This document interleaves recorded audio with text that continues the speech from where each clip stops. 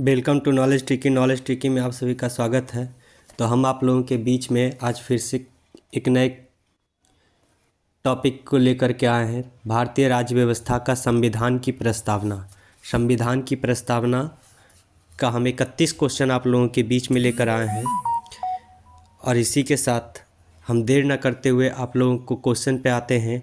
और अगर हमारा वीडियो अच्छा लगे तो हमारे चैनल को सब्सक्राइब करें और वीडियो को लाइक करें। तो पहला क्वेश्चन है हमारा, भारतीय संविधान के किस भाग को उसकी आत्मा की आख्या प्रदान की गई है? तो इसका आंसर होगा प्रस्तावना। दूसरा क्वेश्चन है, संविधान निर्माताओं ने किस पर विशेष ध्यान दिया था? तो प्रस्तावना पर। अगला क्वेश्चन, भारत में जनप्रिय संप्रभुता है क्योंकि भारत के संविधान की प्रस्तावना शुरू होती है इन शब्दों से। तो किन शब्दों से होती है? तो इसका हम भारत के लोग। अगला क्वेश्चन, भारत को गणतंत्र क्यों कहा जाता है? भारत को गणतंत्र क्यों कहा जाता है? तो भाई 4 को ऑप्शन है हमारे पास। इसकी विधानमंडलों की अधिकतम संख्या जनता द्वारा प्रत्यक्ष चुनी जाती है। गलत, ये नहीं। यह राज्यों का एक संघ है। भारतीय नागरिक मूलभूत अधिकारों का उपयोग करती है। यहाँ राज्य का प्रमुख निर्धारित अवधि के लिए निर्वाचित होता है। यही ऑप्शन डी हमारा सही आंसर होगा। अगला क्वेश्चन नंबर 5वां। क्वेश्चन नंबर 5वां कहता है, भारत एक है धर्मनिरपेक्ष राष्ट्र। हिंदू राष्ट्र नहीं है, हिंदू मुस्लिम राष्ट्र नहीं है, इनमें से कोई नहीं। गलत। तो ये धर्मनिरपेक्ष राष्ट्र है। भारत एक धर्मनिरपेक्ष राष्ट्र है। अगला क्वेश्चन, धर्मनिरपेक्षता का अर्थ है। धर्मनिरपेक्षता का क्या अर्थ है? तो धर्मनिरपेक्षता का अर्थ है राज्य सरकार द्वारा किसी धर्म को स्वीकार नहीं करना। अगला क्वेश्चन नंबर 7वां। क्वेश्चन नंबर 7वां कहता है, भारत एक धर्मनिरपेक्ष राज्य है। इसका मतलब है कि भारतीय राज्य। इसका सही आंसर हो जाएगा ऑप्शन नंबर डी, किसी निश्चित धर्म का समर्थन नहीं करता है। ये क्वेश्चन आपका आरआरबी 2006 में पूछा भी गया है। अगला क्वेश्चन पे आते हैं। क्वेश्चन नंबर 8वां कहता है, गणतंत्र होता है। तो इसका सही आंसर होगा, राज्य यहाँ पर अध्यक्ष वंशानुगत रूप से ना हो। ये भी क्वेश्चन आपका आरआरबी 2006 में पूछा गया है। क्वेश्चन नंबर 9वां, निम्नलिखित में से वे 2 शब्द कौन से हैं जिनका समावेश 42वें संशोधन द्वारा संविधान की उद्देशिका में किया गया था? तो इसका आंसर क्या हो जाएगा? समाजवादी और धर्मनिरपेक्ष। ये क्वेश्चन भी आपका एसएससी 2002 में पूछा गया है। अगला क्वेश्चन नंबर 10। क्वेश्चन नंबर 10 कहता है, भारतीय संविधान की प्रस्तावना में भारत को किस रूप से घोषित किया गया है? किस रूप से घोषित किया गया है? एक प्रभुत्व संपन्न समाजवादी धर्मनिरपेक्ष प्रजातांत्रिक गणराज्य। ये भी क्वेश्चन आपका बीपीएससी 1998 में पूछा गया है। अगला क्वेश्चन नंबर 11। क्वेश्चन नंबर 11 कहता है, भारत एक गणतंत्र है। इसका अर्थ है, भारत एक गणतंत्र है, इसका क्या अर्थ है? 4 ऑप्शन है। सभी मामलों में अंतिम अधिकार जनता के पास है। नहीं। भारत में संसदीय शासन व्यवस्था है। भारत में वंशानुगत शासक नहीं है। भारत राज्यों का एक संघ है। तो ऑप्शन नंबर सी, भारत एक वंशानुगत शासक नहीं है। ये भी क्वेश्चन आपको यूपी पीसीएस में पूछा गया है 1997 में। अगला क्वेश्चन नंबर 12। क्वेश्चन नंबर 12 क्या कहता है, निम्नलिखित में से कौन सा शब्द भारत के संविधान की उद्देशिका में नहीं है? तो कौन सा नहीं है? तो समाजवादी, पंथ निरपेक्ष, प्रभुत्व संपन्न, लोक कल्याण। तो इसका आंसर हो जाएगा लोक कल्याण। ये भी क्वेश्चन आपका एमपीपीसीएस में 2004 में पूछा गया है। इसी के साथ अगला क्वेश्चन नंबर 13 क्या कहता है? क्वेश्चन नंबर 13 देखेंगे। क्वेश्चन नंबर 13 कहता है, कल्याणकारी राज्य का उद्देश्य है। कल्याणकारी राज्य का उद्देश्य है, तो ये क्या उद्देश्य है? तो इसका आंसर हो जाएगा कमज़ोर वर्गों के कल्याण का प्रबंध करना। कमज़ोर वर्गों का कल्याण का प्रबंध करना, ये भी क्वेश्चन आपको यूपी पीसीएस में 2004 में पूछा गया है। अगला question, question number 14। Question number 14 क्या कहता है? भारत को एक गणतंत्र मुख्य रूप से माना जाता है क्योंकि, भारत को एक राज्य मुख्य रूप से माना जाता है क्योंकि, चार ऑप्शन है हमारे पास। राज्याध्यक्ष का चुनाव होता है, राज्य अध्यक्ष का चुनाव होता है, पहला ही ऑप्शन सही है।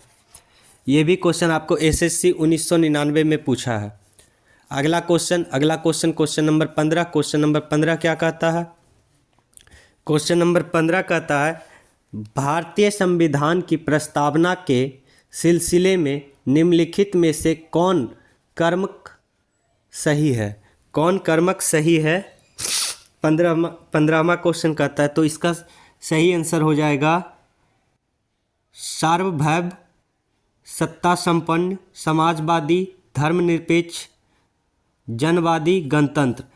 ऑप्शन नंबर डी इसका सही आंसर होगा। ये भी आपका बीपीएससी 1995 में पूछा है।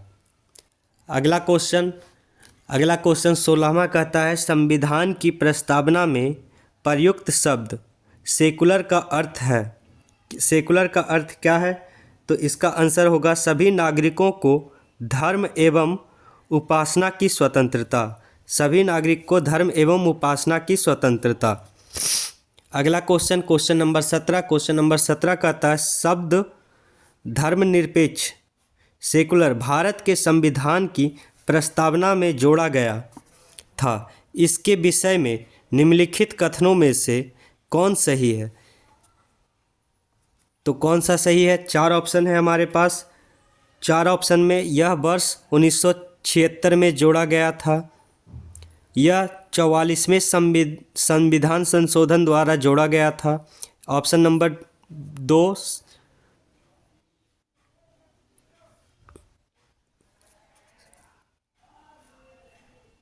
ये गलत है, पहला सही है। तीसरा यह 42वें संविधान संशोधन द्वारा जोड़ा गया था, ये सही है। चौथा यह मूल्य प्रस्तावना में था, ये भी आपका गलत है। ये तो पहला सही है, तीसरा सही है, तो ये आपका मिलता है ऑप्शन बी में, तो ऑप्शन बी इसका सही आंसर है। अगला क्वेश्चन नंबर 18। क्वेश्चन नंबर 18 कहता है भारतीय संविधान की प्रस्तावना में लिखित हम भारत के लोग बी द पीपुल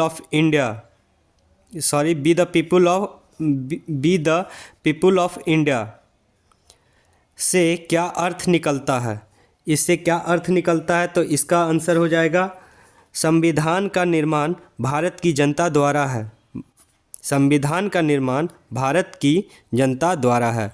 अगला क्वेश्चन नंबर 19। क्वेश्चन नंबर 19 क्या कहता है? तो क्वेश्चन नंबर 19 कहता है समाजवाद का अर्थ है। समाजवाद का अर्थ है, तो क्या अर्थ है? सामाजिक न्याय। अगला क्वेश्चन नंबर 20। क्वेश्चन नंबर 20 क्या कहता है? 42वें संविधान संशोधन द्वारा प्रस्तावना में निम्नलिखित में से कौन सा शब्द जोड़ा गया था? तो कौन सा शब्द जोड़ा गया था? समाजवाद। अगला क्वेश्चन नंबर 21। क्वेश्चन नंबर 21 कहता है भारतीय संविधान की आत्मा किसे कहा जाता है? भारतीय संविधान की आत्मा किसे कहा जाता है? तो प्रस्तावना को। अगला क्वेश्चन नंबर 22 क्या कहता है? भारत के लौकिक सार्वभौमिकता है क्योंकि संविधान की प्रस्तावना प्रारंभ होती है, तो इसका आंसर हो जाएगा हम भारत के लोग शब्दों से। क्वेश्चन नंबर 23 क्या कहता है? भारतीय संविधान की प्रस्तावना पर किस क्रांति का प्रभाव नहीं झलकता है? तो किस क्रांति का प्रभाव नहीं झलकता है? तो चीन क्रांति 1912 का। इसी के साथ हम आगे बढ़ते हैं। आगे बढ़ते हुए आप लोगों को बोलते हैं अगर वीडियो अच्छा लगे तो लाइक करें और चैनल को सब्सक्राइब करें। तो आगे हम चलते हैं। अगला क्वेश्चन नंबर 24। क्वेश्चन नंबर 24 क्या कहता है?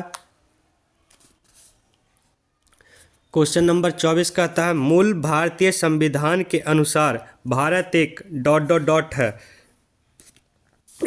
तो क्या है? प्रभुत्व संपन्न लोकतांत्रिक गणराज्य। ऑप्शन नंबर ए सही है आपका। 25वां ऑप्शन क्या कहता है? संविधान के अंतर्गत भारतीय लोकतंत्र के आदर्शों को हम कहाँ देख सकते हैं? तो कहाँ देख सकते हैं? 25वां कब होगा? प्रस्तावना में। ये भी आपका क्वेश्चन एसएससी 2013 में पूछा गया है। अगला क्वेश्चन नंबर 26। क्वेश्चन नंबर 26 कहता है 42वें संविधान संशोधन अधिनियम 1976 द्वारा प्रस्तावना में किस शब्द को नहीं जोड़ा गया?